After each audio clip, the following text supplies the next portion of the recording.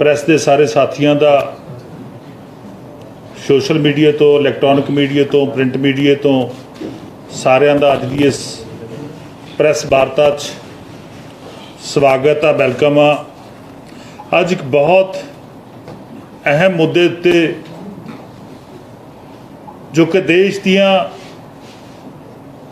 ਸਾਡੀਆਂ ਮਾਵਾਂ ਭੈਣਾਂ ਦੇ ਨਾਲ, ਸਾਡੇ ਬੱਚਿਆਂ ਦੇ ਨਾਲ, ਦੇਸ਼ ਦੇ ਆਦੀਵਾਸੀ ਲੋਕਾਂ ਦੇ ਨਾਲ, ਅਨੁਸੂਚਿਤ ਜਾਤੀ ਜਨਜਾਤੀ ਦਲਿਤਾਂ ਦੇ ਨਾਲ ਜੁੜਿਆ ਮੁੱਦਾ ਗਾ, ਉਹਦੇ 'ਤੇ ਅੱਜ ਗੱਲ ਕਰਨੀ ਆ।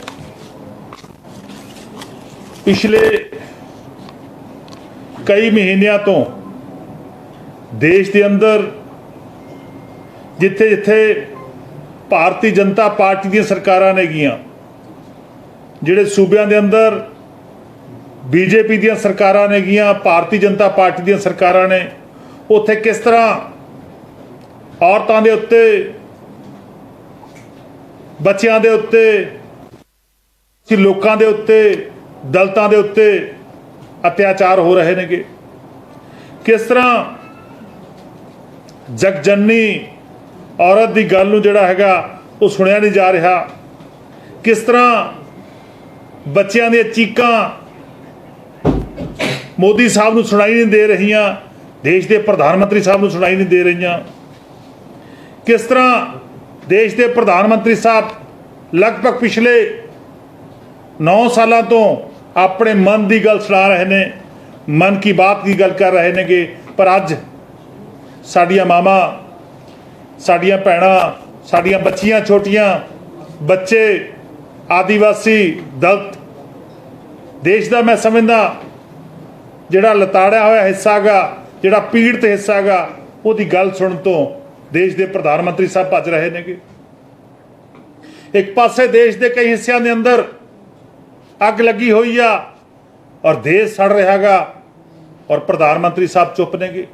ਮੈਂ ਸਮਝਦਾ ਇਸ ਜਿਹੜੀ ਸਾਹਸੀ ਚੁੱਪ ਆ, ਦੇਸ਼ ਦੇ ਪ੍ਰਧਾਨ ਮੰਤਰੀ ਦੀ ਸਾਹਸੀ ਚੁੱਪ ਆ, ਇਹ ਗੱਲ ਦਰਸਾਉਂਦੀ ਆ ਕਿ ਦੇਸ਼ ਦੇ ਪ੍ਰਧਾਨ ਮੰਤਰੀ ਬੀਜੇਪੀ ਜਿਹੜੀ ਆ ਉਹ ਦਲਿਤ ਵਿਰੋਧੀ ਆ, ਉਹ ਆਦੀਵਾਸੀ ਵਿਰੋਧੀ ਆ, ਉਹ ਔਰਤਾਂ ਦੇ ਵਿਰੁੱਧ ਆ, ਉਹ ਬੱਚਿਆਂ ਦੇ ਵਿਰੁੱਧ ਆ। ਆਪਾਂ ਸਮਾਜ ਦੇ ਅੰਦਰ ਇੱਕ ਗੱਲ ਬੜੇ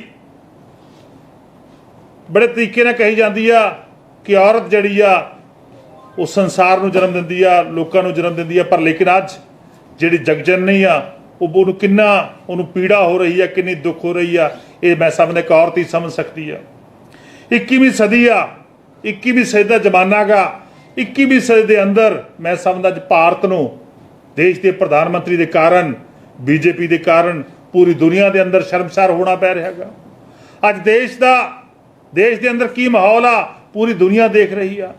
ਅਮਰੀਕਾ ਦੇ ਅੰਦਰ, ਜਰਮਨ, ਫਰਾਂਸ ਦੇ ਅੰਦਰ ਅੱਜ ਭਾਰਤ ਦੀ ਗੱਲ ਹੋ ਰਹੀ ਆ ਕਿ ਭਾਰਤ ਦੇ ਵਿੱਚ ਕਿਸ ਤਰ੍ਹਾਂ ਸਾਡੀਆਂ ਔਰਤਾਂ ਦੇ ਉੱਤੇ, ਬੱਚਿਆਂ ਦੇ ਉੱਤੇ ਅਤਿਆਚਾਰ ਹੋ ਰਿਹਾ ਹੈਗਾ। ਇਹ ਪੂਰੇ ਸੰਸਾਰ ਦੇ ਅੰਦਰ ਭਾਰਤ ਦਾ ਨਕਸ਼ਾ ਜਿਹੜਾ ਕਿਸ ਤਰ੍ਹਾਂ ਦਾ ਮਾੜਾ ਨਕਸ਼ਾ ਜਿਹੜਾ ਬੀਜੇਪੀ ਪੇਸ਼ ਕਰ ਰਹੀ ਆ। ਦੇਸ਼ ਦੇ ਪ੍ਰਧਾਨ ਮੰਤਰੀ ਸਾਹਿਬ ਪੇਸ਼ ਕਰ ਰਹੇ ਨੇਗੇ ਕਿ ਕਿਸ ਤਰ੍ਹਾਂ ਇੱਕ ਸ਼ਬਦ ਤੱਕ ਜਿਹੜਾ ਹੈਗਾ ਪ੍ਰਧਾਨ ਮੰਤਰੀ ਸਾਹਿਬ ਨੇ ਅੱਜ ਤੱਕ ਨਹੀਂ ਬੋਲਿਆ, ਜਦ ਕਿ ਦੇਸ਼ ਦੇ ਜਿੰਨੇ ਵੀ ਚੁਣੇ ਹੋਏ ਲੋਕ ਨੇਗੇ, ਦੇਸ਼ ਦੀ ਚਾਹੇ ਪਾਰਲੀਮੈਂਟ ਦੇ ਅੰਦਰ, ਲੋਕ ਸਭਾ ਦੇ ਅੰਦਰ, ਰਾਜ ਸਭਾ ਦੇ ਅੰਦਰ, ਕਈ ਵਾਰ ਜਿੱਥੇ ਇੱਥੇ ਘਟਨਾਵਾਂ ਹੋ ਰਹੀਆਂ ਨੇਗੀਆਂ ਉਹਨਾਂ ਸਾਰੇ ਵਿਸ਼ਿਆਂ ਤੇ ਚਰਚਾ ਕਰਨ ਦੇ ਲਈ ਕਈ ਵਾਰ ਨੋਟਿਸ ਜਾਰੀ ਹੋ ਚੁੱਕੇ ਨੇਗੇ। ਦੇਸ਼ ਦੀ ਲੋਕ ਸਭਾ ਦੇ ਅੰਦਰ, ਰਾਜ ਸਭਾ ਦੇ ਅੰਦਰ ਕਿੰਨੇ ਐਡਜਰਨਮੈਂਟ ਮੋਸ਼ਨ, ਕਿੰਨੀਆਂ ਜਿਹੜੀਆਂ ਉਹ ਜਿੰਨੇ ਵੀ ਮੈਂ ਸਮਝਦਾ ਤਰੀਕੇ ਨੇ ਕਿ ਉਹ ਅਪਣਾਉਣ ਦੀ ਜਿਹੜੀ ਆਪੋਜੀਸ਼ਨ ਕੋਸ਼ਿਸ਼ ਕਰ ਰਹੀ ਹੈ, ਪਰ ਲੇਕਿਨ ਬੀਜੇਪੀ ਜਿਹੜੀ ਆ ਉਹ ਚੁੱਪ ਆ ਗਈ। ਤੁਹਾਨੂੰ ਪਤਾ ਸਾਡਾ ਗਵਾਂਢੀ ਸੂਬਾ ਹਰਿਆਣਾ ਗਾ। ਹਰਿਆਣੇ ਦੇ ਅੰਦਰ ਲਗਭਗ 100 ਦੇ ਕਰੀਬ, 70 ਤੋਂ ਉੱਪਰ 100 ਦੇ ਕਰੀਬ ਜਿਹੜੇ ਲੋਕ ਨੇ ਉਹ ਜ਼ਖਮੀ ਹੋ ਗਏ ਔਰ 6 ਤੋਂ ਵੱਧ ਮੌਤਾਂ ਹੋ ਚੁੱਕੀਆਂ ਨੇਗੀਆਂ। ਪਰ ਮੈਂ ਸਮਝਦਾ ਅੱਜ ਬੀਜੇਪੀ ਜਿਹੜੀ ਆ ਉਹ ਜਸ਼ਨਾਂ 'ਚ ਡੁੱਬੀ ਬੈਠੀ ਆ। ਅੱਜ ਉਹ ਹਰਿਆਣੇ ਦੇ ਅੰਦਰ ਹਿੰਸਾ ਰੋਕਣ ਦੇ ਲਈ ਨਾਕਾਮ ਆ, ਫੇਲ ਆ। ਬੁਰੀ ਤਰ੍ਹਾਂ ਹਰਿਆਣਾ ਸਰਕਾਰ, ਮੈਂ ਦੁਬਾਰਾ ਕਹਿ ਰਿਹਾ ਕਿ ਜਿੱਥੇ ਜਿੱਥੇ ਬੀਜੇਪੀ ਦੀਆਂ ਸਰਕਾਰਾਂ ਨੇਗੀਆਂ ਉਹਨਾਂ ਸਾਰੇ ਸੂਬਿਆਂ ਦੇ ਅੰਦਰ ਅੱਜ ਕਤਲੋ ਗਾਰਦ ਵਾਲਾ ਮਾਹੌਲ ਬਣਿਆ ਹੋਇਆ ਗਾ, ਲੜਾਈ ਝਗੜੇ ਵਾਲਾ ਮਾਹੌਲ ਬਣਿਆ ਹੋਇਆ, खून खराबे वाला माहौल बनया होया। लॉ एंड ऑर्डर की पोजीशन जी सब तो माड़ी जी वो बीजेपी के सूबे बनी हुई है। इतों लगता कि देश के प्रधानमंत्री साहब की रहनुमाई दे विच एक बहुत बड़ी साजिश जिहड़ी आ वो देश दे विच घड़ी जा रही आ कि देश के आपसी भाईचारे नूं, देश के लोगों का जिहड़ा सदियों तो स्थापित भाईचारा गा उन्होंने किस तरह तोड़ना गा, उहदे लई अज बीजेपी के रूलिंग स्टेट ने उत्थे काम हो रहा है। जे मैं गल करा मणिपुर की, मणिपुर के अंदर साडियां दो भैणां नूं, हालांकि एक उन्हां विच जिस नौजवान ने कारगिल के अंदर देश की लड़ाई लड़ी उन्हां दी धर्म पत्नी और दूसरी उन्होंने किस तरह निर्वस्त्र करके उन्होंने घुमाया गया, किड्डा गुंडा नाच बीजेपी ने मणिपुर के विच रचाया और लगातार हिंसा जारी आ लगातार घट गिणतियां नूं किवें हमले हो रहे नेगे, लगातार लोकां नूं लड़ाया जा रहा है। सो प्रधानमंत्री साहब चुप नेगे। सो सारियां इस तरह लगभग हुण तक 50 तो 70 नोटिस जिहड़े नेगे, 50 तो 70 नोटिस हर रोज़ देश की पार्लीमेंट के अंदर, लोक सभा के अंदर, राज सभा के अंदर आपोजिशन के मैंबर जिहड़े चुने हुए ने, लोगों ने चुन के भेजे नेगे, वो लगातार लाउंदे ने, पर लेकिन कोई भी नोटिस जिहड़ा हैगा बीजेपी की सरकार नहीं लैंदी, प्रधानमंत्री साहब नहीं लैंदे। विरोधी धਿਰ की चाहुंदी आ, आपोजिशन की चाहुंदी आ, आपोजिशन क्योंकि असीं आम आदमी पार्टी आपोजिशन के अंदर आ। आम आदमी पार्टी की चाहुंदी आ कि निज़म 167 के अधीन देश की पार्लीमेंट के विच बहस होनी चाहिए ताकि इन्हां तमाम मुद्दों के उत्ते, जे मैं गल करा मणिपुर के उत्ते, हरियाणे के उत्ते, होर बहुत मुद्दे ने, मैं आउणा उस तो बाद कल्ला कि किस तरह देश के अंदर हमले हो रहे हैं। इन्हां मुद्दों ते आम आदमी पार्टी या दूजियां तमाम आदमी जिहड़ियां पार्टियां जिहड़ियां विरोधी धਿਰ ਦੀਆਂ पार्टियां बहस चाहुंदियां ने, पर लेकिन बीजेपी चुप आ। सारिਆਂ ਨੂੰ पता गा कि किस तरह थोड़े दिन पहला मध्य प्रदेश के अंदर एक दिल दहलाने वाली जिहड़ी खबर सामने आई, किस तरह एक आदिवासी व्यक्ति के सिर दे विच एक बीजेपी का गुंडा, किस तरह एक बीजेपी का आदमी किस तरह उसके सिर के उत्ते पेशाब करता गा। मैं समझदा 21वीं सदी के इस तो घिनौनी हरकत की हो सकती है। ये क्यों हो रही है? क्योंकि बीजेपी जिहड़ी आ वो घट गिणतियां नूं नफरत करती है, बीजेपी जिहड़ी आ वो आदिवासियों नूं नफरत करती है, बीजेपी जिहड़ी आ वो दलितां नूं नफरत करती है, बीजेपी जिहड़ी आ वो औरतां नूं नफरत करती है, बीजेपी जिहड़ी आ वो बच्चियां नूं नफरत करती है। तां ही जिहड़ा हैगा देश के प्रधानमंत्री साहब इन्ने लंबे अरसे तो उन्होंने चुप्पी जिहड़ी आ वो उतारी हुई है। इस इन्हां सारे राज्यां तो इत्थों स्पष्ट हुंदा गा कि जिथे भी बीजेपी की सरकार आ, जिन्हां सूबिਆਂ ਦੇ अंदर बीजेपी की सरकार आ, उत्थे लॉ एंड ऑर्डर की पोजीशन कितनी माड़ी आ। उत्थे लॉ एंड ऑर्डर की पोजीशन मैं समझदा खत्म हो चुकी है। कानून नां दी चीज़ है नहीं, कानून उन्हां सूबिਆਂ चों खत्म हो चुकिया।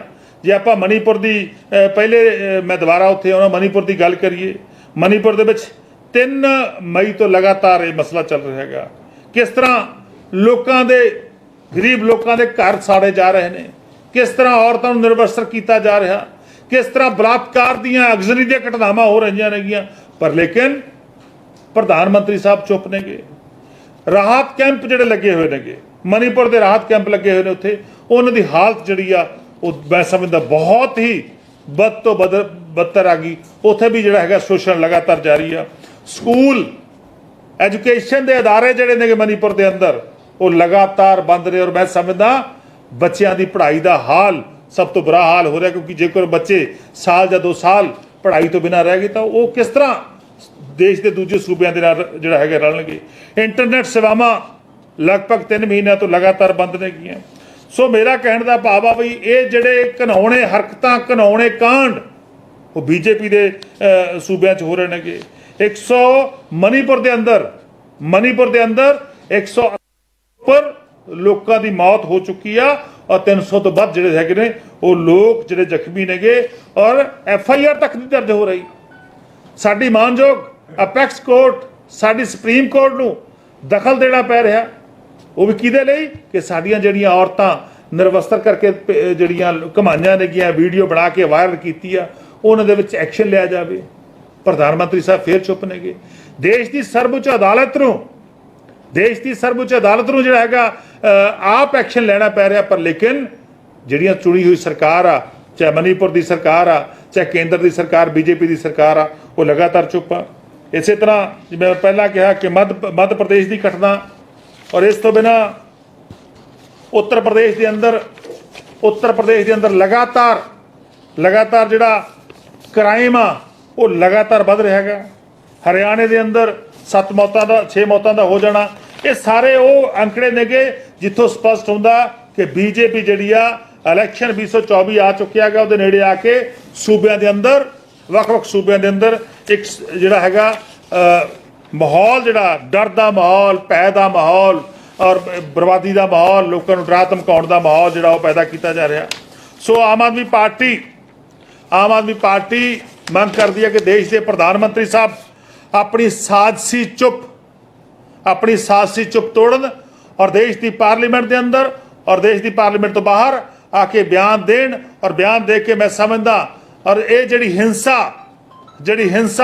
जिहड़ी बीजेपी के रूल वाले स्टेटां हो रही आ, जिथे जिथे बीजेपी के राज ने गे, वो हिंसा नूं तुरंत बंद कराउण और आम लोगों की, खास करके मैं समझदागा साडियां मामा भैणां दी, साडियां बजुर्गां दी, साडे बच्चियां दी, दलितां दी, आदिवासी लोगों की जिहड़ी आ वो तुरंत उन्हां दी रखिया करन।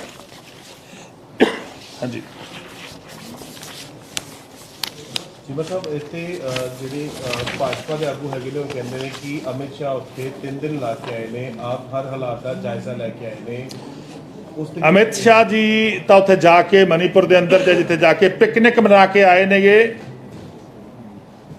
जे अमित शाह जी जाके उत्ते एक्शन लैके आए होंदे तो मैं समझदा हिंसा रुक जाती।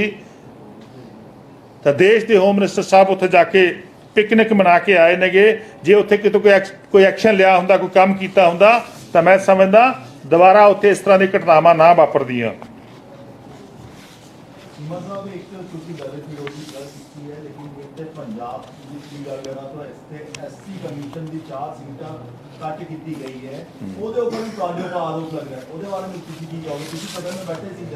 देखो बहुत सारे जिहड़े एक्ट ने उन्होंने तर्कसंगत बनाया जा रहा है। कला ये नहीं कि वो होर बहुत सारे जगह के उत्ते असीं खर्चे घटा रहे हैं, पर लेकिन उहदे विच कई जगह तो साढ़े को रिपोर्ट सी कि बहुत सारे मैंबर लगे हुए हैं कि वो 6-6 7-7 महीनों तो उन्होंने आके रिपोर्ट तक नहीं की सी, आके अपनी किसी की शिकायत तक नहीं सुनी सी। हाँ जी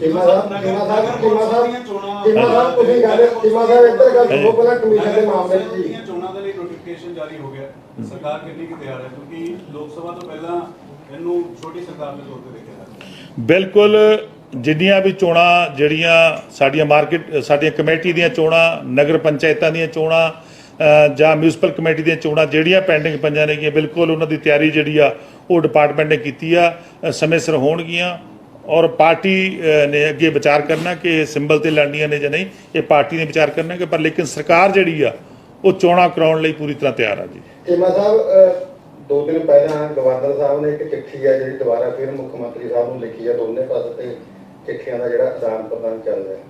गवर्नर साहब कह रहे हैं कि मुख्यमंत्री साहब ने नसीहत दी है कि तुसीं डॉक्टर BR साहब की अंबेडकर की फोटो तो बाबा साहब की हरेक जगह लाई हुई है, पर उन्होंने संविधान की पालना नहीं कर रहे। जिथे मेरे साथी ने सवाल पूछा है कमीशन को लेके, थोड़ी सरकार ने एक IAS अधिकारी है जो जनरल कैटागरी को बिलोंग करता है, ਉਹਨੂੰ ਉੱਥੇ ਉਹਦਾ ਮੈਂਬਰ ਸਕੱਤਰ ਲਾਤਾ। ਉਹ ਖੁਦ 1.5 ਮਹੀਨੇ ਪਹਿਲਾਂ ਲਿਖ ਕੇ ਦੇ ਚੁੱਕਿਆ ਤੁਹਾਡੇ ਮੁੱਖ ਸਕੱਤਰ ਨੂੰ, ਤੁਹਾਡੀ ਸਰਕਾਰ ਨੂੰ, ਵੀ ਐਜ ਪਰ ਲਾ ਐਜ ਪਰ ਕਾਨੂੰਨ ਮੇਰੀ ਉਹਨੂੰ ਕਰ ਦਿੰਦੇ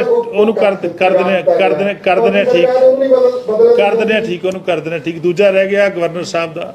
ਮੈਂ ਸਮਝਦਾ ਗਵਰਨਰ ਸਾਹਿਬ ਨੂੰ ਮਾਣ ਮਰਿਆਦਾ ਦਾ ਖਿਆਲ ਰੱਖਣਾ ਚਾਹੀਦਾ, ਸੰਵਿਧਾਨ ਦਾ ਖਿਆਲ ਗਵਰਨਰ ਸਾਹਿਬ ਨੂੰ ਰੱਖਣਾ ਚਾਹੀਦਾ। ਸੰਵਿਧਾਨ ਦੀਆਂ ਜੋ ਧਾਰਾਵਾਂ ਦੇ ਅਨੁਸਾਰ, ਜੋ ਸੰਵਿਧਾਨ ਦੇ ਆਰਟੀਕਲ ਦੇ ਅਨੁਸਾਰ जो शक्तियां गवर्नर साहब ਨੂੰ ਵਰਤੀਆਂ ਨੇ ਉਹਨਾਂ ਦਾ ਸਹੀ ਇਸਤੇਮਾਲ ਕਰਨਾ ਚਾਹੀਦਾ, ਨਾ ਕਿ ਉਹਨਾਂ ਨੂੰ बीजेपी ਦੀ ਅੱਖ ਨਾਲ ਦੇਖਣਾ ਚਾਹੀਦਾ। बीजेपी ਦੀ ਅੱਖ ਨਾਲ ਨਹੀਂ ਦੇਖਣਾ ਚਾਹੀਦਾ। ਪੰਜਾਬ ਦੇ ਲੋਕਾਂ ਨੇ ਆਮ ਆਦਮੀ ਪਾਰਟੀ ਦੀ ਸਰਕਾਰ ਨੂੰ ਚੁਣਿਆ, ਪੰਜਾਬ ਦੇ ਲੋਕਾਂ ਨੇ ਸਰਦਾਰ ਭਗਵੰਤ ਸਿੰਘ ਮਾਨ ਮਾਨਯੋਗ ਮੁੱਖ ਮੰਤਰੀ ਸਾਹਿਬ ਨੂੰ ਚੁਣਿਆ ਔਰ ਲੱਖਾਂ ਲੋਕਾਂ ਨੇ अपने मत का प्रयोग करके चुनियागा।